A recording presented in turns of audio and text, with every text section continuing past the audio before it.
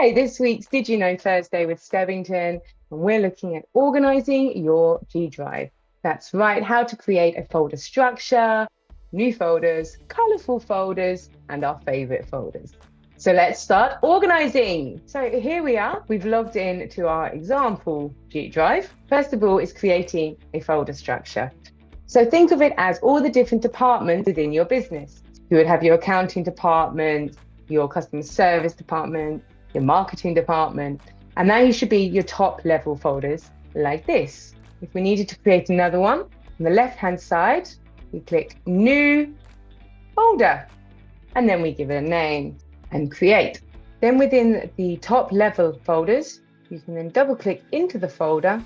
Then we create the next level of folders. So for example, you would have different folders for each of your clients. Now to move documents into those folders, just highlight the ones you want to move. Up here on the little arrow with a folder, click Move To. This will bring up this dialog box. So then select the relevant folder.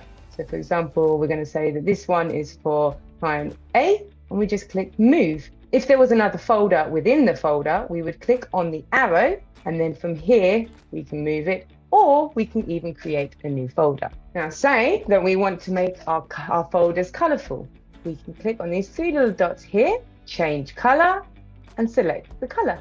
Or perhaps you have certain documents that you are always viewing, or you'd like quick access to, you can star them. So adding them to your favourites.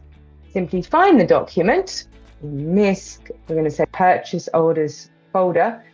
It's something that we need to just have there. We can add to starred. If we come down here on the left hand side menu and go to starred, there they are. Or you can even create shortcuts to other parts of your drive. Find the folder or the file, click on the three little dots and add shortcut to drive. You can then decide if you want it on the front page, you click on My Drive and add, and there you have it. Organising your folders and having a good, solid folder structure, whether online or on your actual laptop, is really important for efficiency.